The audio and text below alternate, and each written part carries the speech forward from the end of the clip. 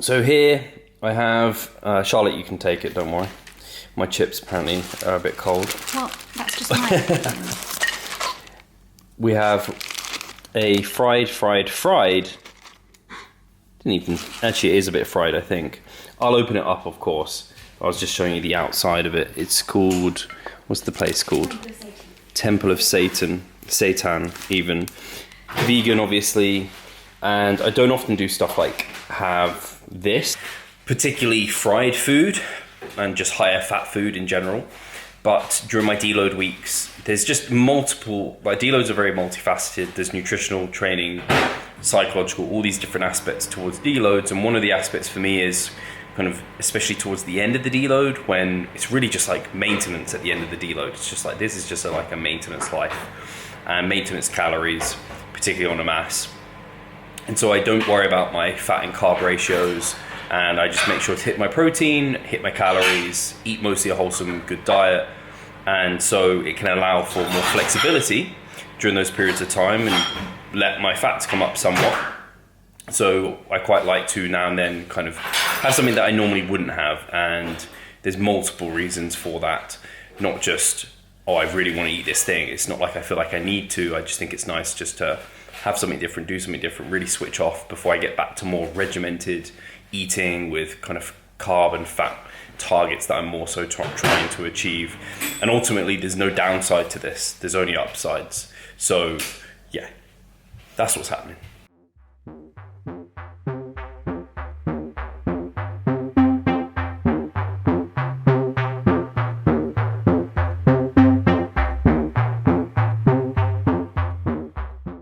Oh, it's got, so this has a few layers. Is it in focus? Can't even tell. So what you can see poking out there is apparently their kind of fake vegan bacon.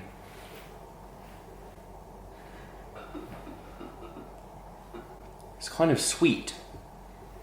Maple bacon?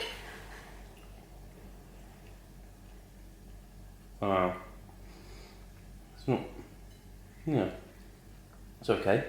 And I've got, what's this one called? This is... The Temple Burger. Is it? Yeah, it is called the Temple Burger. And so it's got like, I think it's all seitan. I think the bacon probably is seitan. And this is like, you can see here, it kind of looks like fried chicken-y.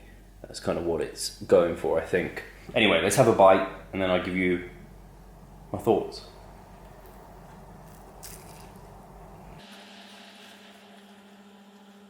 That's pretty yum. It is pretty yum. Yeah, just like quite I have had poor experiences with seitan before. It's just something about it I didn't really like. That actually was alright, which I expected to be. It's fried, it's tasty. So yeah, you would hope that it was pretty good. So I'm gonna enjoy this.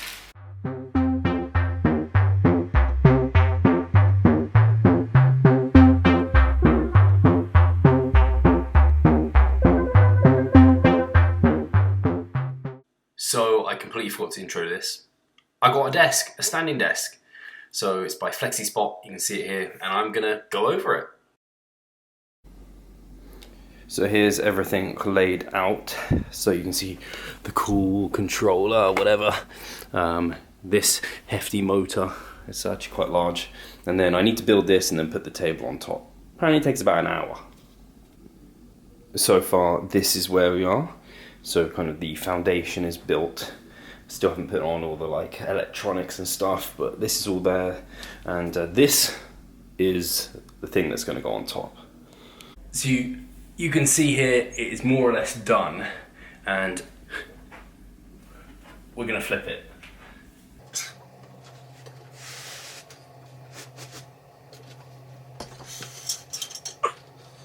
And guys, we finally have the desk. The lighting here is a bit crap, I apologise. It will look better if it was facing this way. But you can see the desk here, so this is at its down setting. We have some tabs or buttons here. So actually I'm going to turn the light on because this lighting's awful. So I have this set now, and I'll show you how you can set it. But if I press 1 now, it starts rising, and I can get this to a good position for me to stand at it.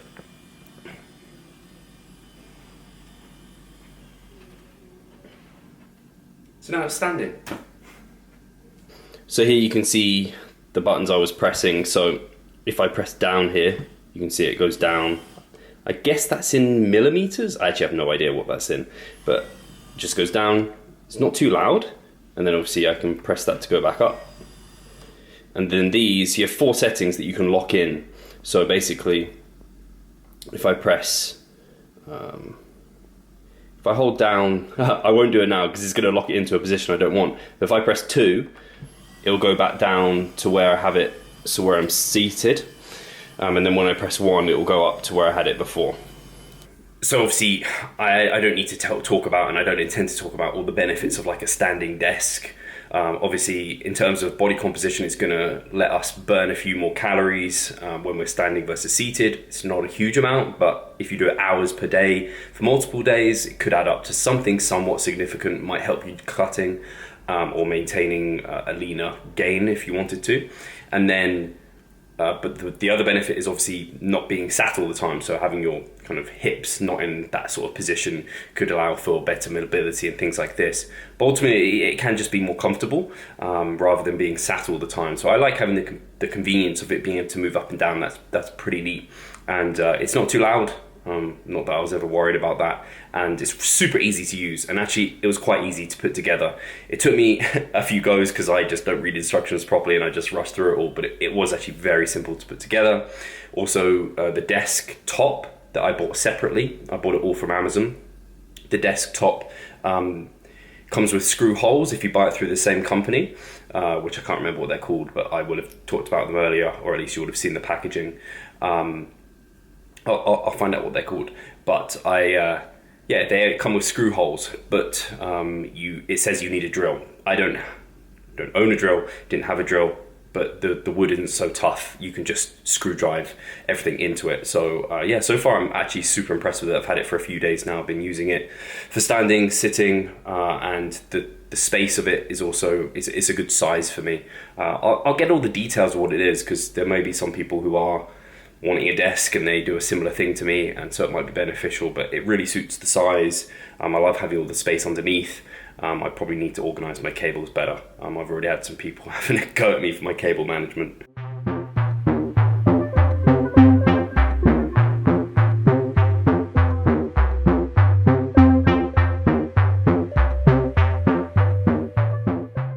So I'm going to pull up all the specs and where I got it. So I got it from Amazon from the UK, and the company was recommended through Pascal because he purchased one. His desk is actually not this one, but he did look at them and he thought they were good. I think that was the gist of it. Pascal can correct me if I'm wrong in the comments or something. So where am I going? And I know Amazon, the monopoly has got me, but Amazon is they just fucking nail it, right? That's why they are what they are. They're very good. So Flexi Spot is what it's called. So Flex, Flex, I, and then SPOT. So Flexi Spot. So I got just the, what's it called? The EF1 height adjustable electric standing desk, frame 2-stage only, with heavy duty still stand up desk with automatic memory smart keyboard.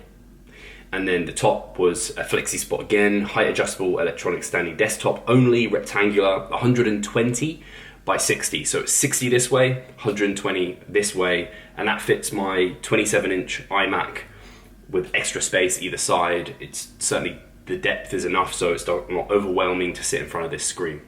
So some of you equally might just be interested in like what I've got. So I am obviously an online coach myself. I do coaching the majority of the time. So the tools I use is Microsoft OBS, that's a free downloadable software where you can record yourself and the screen. It's very high quality, works super well. If you have a kind of powerful laptop or computer, I think it would work really well. Have good internet. So I use that for my check-ins because we do video check-ins. And then obviously for the podcast.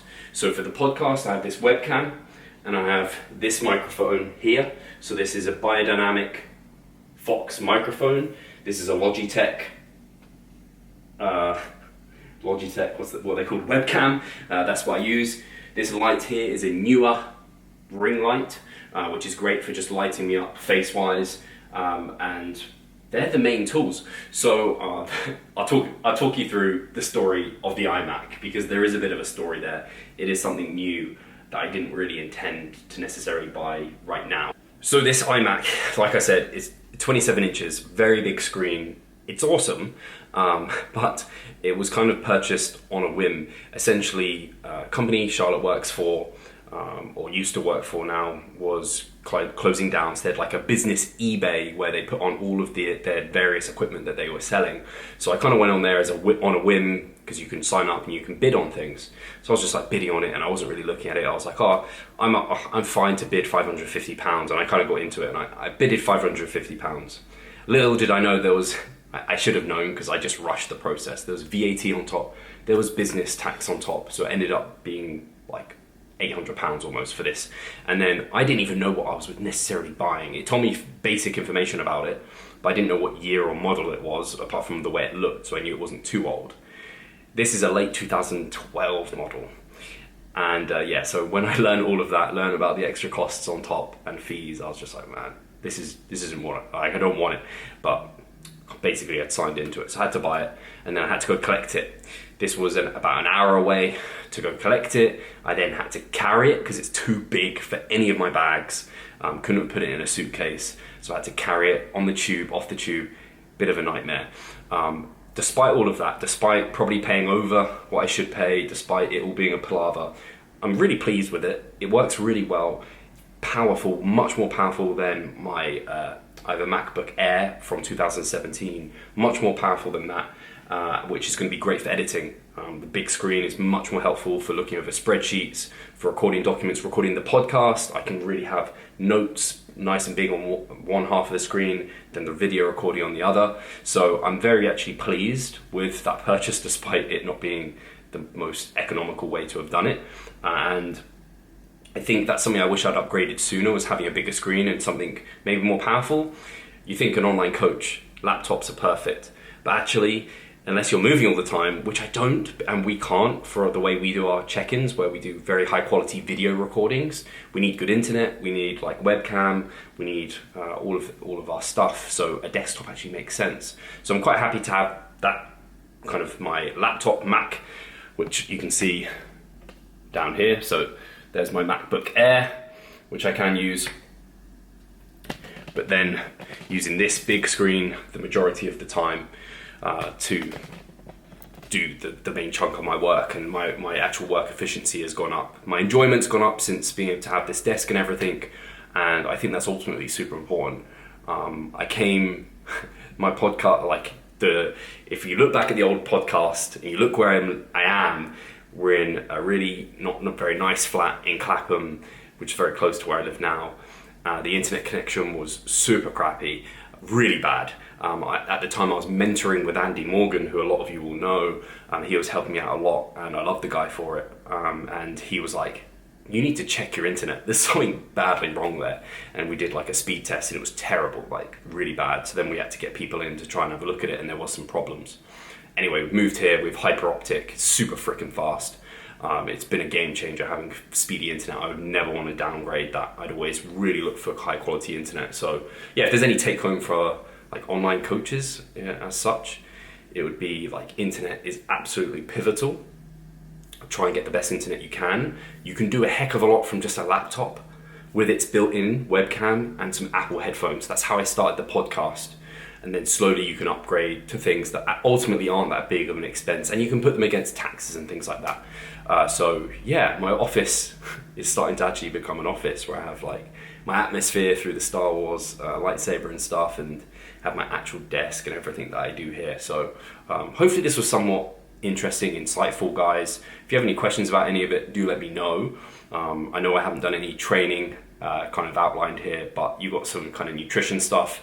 You got to look into my kind of desk, my setup, and some new stuff that I've got here. And maybe if any of you do pick stuff up, let me know, give me a tag. I don't have any discount codes or anything like that, unfortunately, to give you. But as always, give it a like, give it a comment, give us a thumbs up, turn on notifications, all that good stuff. I'll catch you in the next one.